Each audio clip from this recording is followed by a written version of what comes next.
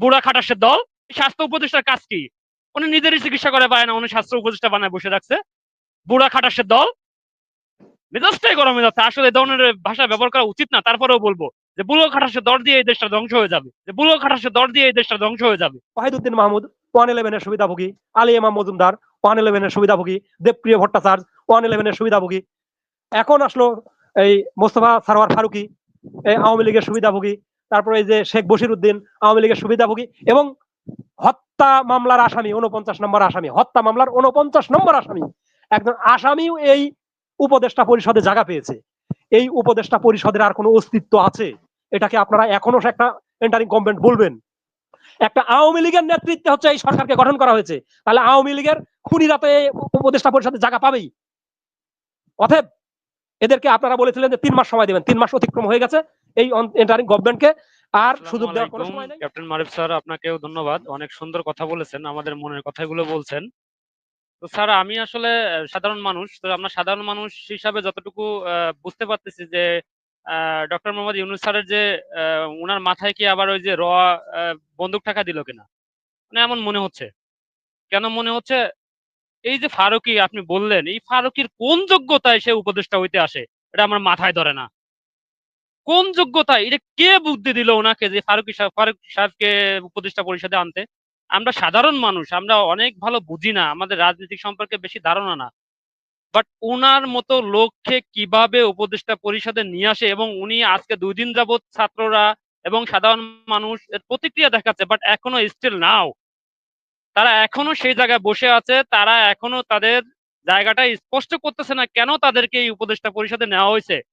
Sir কি বলবো, একটু আগে ডিবিসি নিউজের একটা নিউজ দেখতেছিলাম, একটা ছেলে যার 2টা চোখই হারাইছে, তার মা এবং সেই ছেলেটা এবং তার বাবা নাই। সে একটা দোকানে চাকরি করতো সম্ভবত, আমি ইয়া করতে পারতেছি না ভালো। তো ওই ছেলেটা বিদেশে নেওয়া, ডাক্তাররা বলছে যদি বিদেশে নেওয়া হয় তাহলে হয়তো সে একটা চোখ ফিরে পাইতে পারে। স্যার দুঃখ কি বলতে পারেন?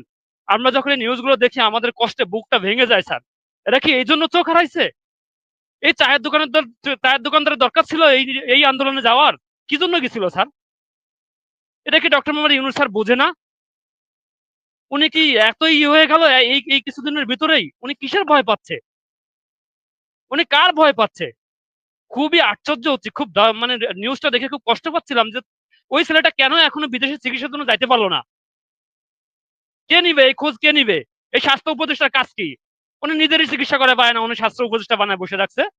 বুড়া খাটাসের দল। মেজাজটাই গরম হয়ে যাচ্ছে। আসলে এই ধরনের ভাষা ব্যবহার করা উচিত না, তারপরেও বলবো যে বুড়ো খাটাসের দর দিয়ে এই দেশটা ধ্বংস হয়ে যাবে। সরি তো, আমার আসলে কথায় কেউ কষ্ট পাবেন না, বাট মনে দুঃখে বলতে হচ্ছে। কেন এই ছেলেটার মা এখনো দাঁড়ে দাঁড়িয়ে ঘুরে বেড়াবে? প্রশ্ন রেখে গেলাম সাধারণ মানুষের পক্ষ থেকে। সময় বেশি নাই, এখনো যদি তারা শুদ্ধ না হয় বিপদ কিন্তু সামনে আছে। 16 বছরের ফ্যাসিবাদ দূর করতে 1 মাস লাগছে, আর এদেরকে একদিনও লাগবে না, বলে গেলাম। থ্যাংক ইউ মনির ভাই।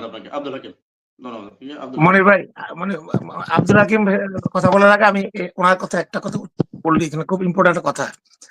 আমরা বিশ্বের সাথে লক্ষ্য করলাম যে 15 বছর যারা আন্দোলন করলো তারা হাইলাইট হলো না, এখন আর হয় না।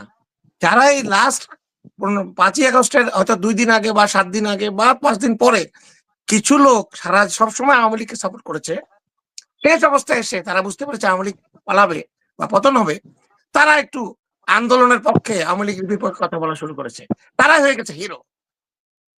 আমি এই প্রসঙ্গে শমীক হাসানের কথা বলি। এই শমীক হাসান কি না বলে নাই, শহীদ রাষ্ট্রপতি জিয়া রহমানকে যে পর্যন্ত অকথ্য ভাষায় তার মতো একটা মহিলা বলতে পারে, আর কোনো যোগ্যতা নেই এই ব্যাপারে কথা বলা, সে রাজনীতিবিদ না। সে নাকি ডিবির কাছে কালকে রিমান্ডে বলেছে শেখ হাসিনা ফ্যাসিস্ট, আমাদেরকে বাধ্য করেছে এগুলো করতে। তো এদেরকে আমরা যেন হিরো না বানাই প্লিজ। যারাই আপনার পক্ষে কথা বলবে তারাই আপনার বন্ধু, এটা মনে করবেন না। ধন্যবাদ। জি, হ্যাঁ, সরি, আব্দুল হাকিম বলেন। সম্মানিত সঞ্চালক এবং ক্যাপ্টেন মারুফ রাজু স্যার এবং যারা শুনছেন সকলকে সালাম, আসসালামু আলাইকুম। মনির ভাই, একটা বৈষম্যের বিরুদ্ধে লড়াই করে একটা সাম্যতা ফিরিয়ে আনার জন্য একটা সরকারকে কিন্তু ক্ষমতা দেওয়া হয়েছে।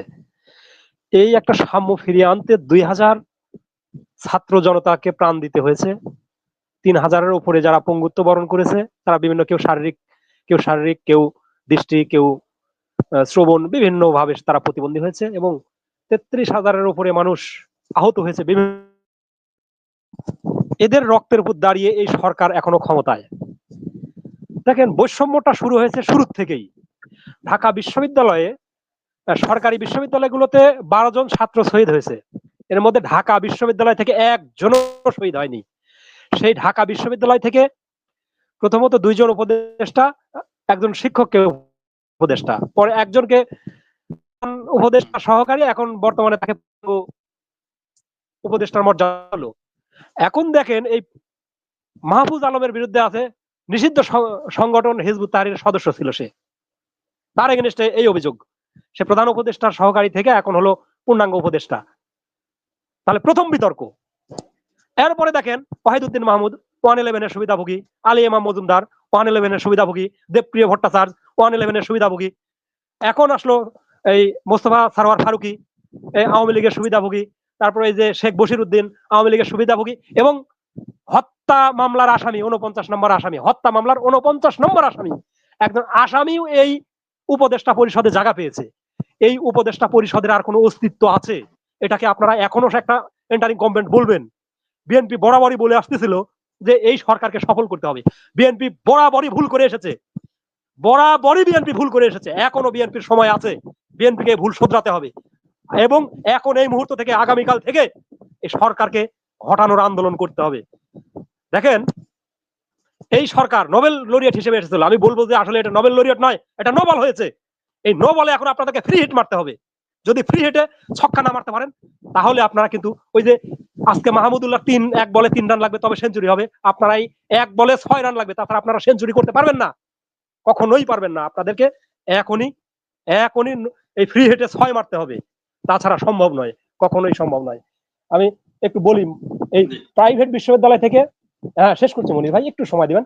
প্রাইভেট বিশ্ববিদ্যালয় থেকে 31 জন ছাত্র শহীদ হয়েছে। প্রাইভেট বিশ্ববিদ্যালয় থেকে একজনকেও উপদেষ্টা পরিষদে রাখা হয়নি। এদের অপরাধ কি? এই 2000 মানুষ মারা গেছে, তার মধ্যে 20 জন রিকশাওয়ালা। সরকারের কাছে কি এই তথ্য আছে? এই 20 জন রিকশাওয়ালা মারা গেছে, তার পরিবারের আজকে কি অবস্থা আছে কিনা সরকারের ইন্টারিং গভর্নমেন্টের কাছে তথ্য আছে? এই 2000 মানুষ মারা গেছে, 100 জন মানুষের কোনো তথ্য আছে কিনা?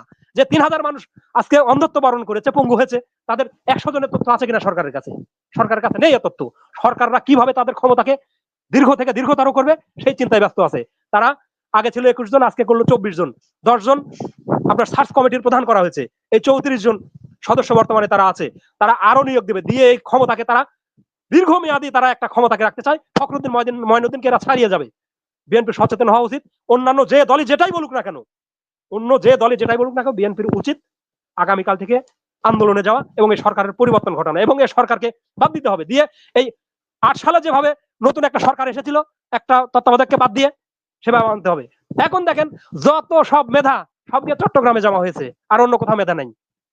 এলএলএম ফজলুর রহমান একজন যোগ্য ব্যক্তি, ওনাকে যদি স্বরাষ্ট্র উপদেষ্টার পদ দেওয়া হতো, দেশের আজকে 3 মাসে যে একেবারে অবনতির দিকে চলে গেছে এই যে আপনার প্রশাসনিক কাঠামো, উনি উন্নতি করতে পারতেন। ওনার ইন্ডিয়ার সাথে যে তার রেকর্ড আছে, ওনার মিয়ানমারকে পরাজিত করার রেকর্ড আছে, উনি সিলেটের অংশে বাংলাদেশের পক্ষে জয় এনে দিয়েছেন, ওনার এই অভিজ্ঞতাগুলো আছে। এবং পররাষ্ট্র নীতিতে বা ইন্ডিয়ার সঙ্গে কিভাবে উনি মোকাবেলা করতে হয় বা দেশীয় আইন শৃঙ্খলা কিভাবে রক্ষা করতে হয় সেটা উনি খুব ভালো করেই জানেন। ওনাকে না দিয়ে এমন একটা আনারি ব্যক্তিকে আনলেন, যার কোনো আছে, উনি সেনাবাহিনীর একটা পদে ছিলেন, কিন্তু ওনার ওই যোগ্যতাটা নেই। ওয়াহিদুদ্দিন মাহমুদ, যাকে শিক্ষা উপদেষ্টা করা হয়েছে, ইনি হচ্ছে কাদিয়ানিদের একটা অংশ। এই কাদিয়ানিকে দিয়েছে হচ্ছে একটা দেশের শিক্ষা ব্যবস্থাকে সঠিক করার জন্য। অথচ ডক্টর সলিমুল্লাহ খান, উনি একটা জীবন্ত লাইব্রেরি, একটা লাইব্রেরিকে দেওয়া হলো না এই দপ্তরের দায়িত্ব, দেওয়া হলো একটা কাদিয়ানিকে। আসলে সরকার কি করছে? আপনি বলছিলেন ক্যাপ্টেন মারুফ স্যার যে কারা এদেরকে বানালো। প্রথমত ছাত্র সমন্বয়করা মিলে চ্যানেল 24 এর মালিক একে কালাম আজাদের উপর নির্ভর করে ডক্টর মোহাম্মদ ইউনূসের সঙ্গে যোগাযোগ করে, তারপরে ওনাকে উপদেষ্টা করা হয়। তারপরে সম্ভবত এই উপদেষ্টার মাধ্যমে রাষ্ট্রপতি পরামর্শ গ্রহণ করে বাকি উপদেষ্টাদেরকে নিয়োগ করেন। দেখেন, চ্যানেল 24 এর মালিক হচ্ছে আওয়ামী লীগের এমপি, ফরিদপুরের এমপি। একটা আওয়ামী লীগের নেতৃত্বে হচ্ছে এই সরকারকে গঠন করা হয়েছে। তাহলে আওয়ামী লীগের খুনিরা তো এই উপদেষ্টা পরিষদের জায়গা পাবেই। অতএব এদেরকে আপনারা বলেছিলেন যে 3 মাস সময় দেবেন, 3 মাস অতিক্রম হয়ে গেছে। এই ইন্টারিম গভর্নমেন্টকে আর সুযোগ দেওয়ার কোনো সময় নেই। তারা নো বল করেছে, এখনই ফ্রি হিট মারতে হবে, এই ফ্রি হিটে ছক্কা মারতে হবে। তাছাড়া এই দেশ জাতি ভবিষ্যৎ কঠিন অন্ধকারে নিমজ্জিত হবে। রাজনৈতিক দল হিসেবে, বড় রাজনৈতিক দল হিসেবে বিএনপিকে এই দায়িত্ব পালন করতে হবে।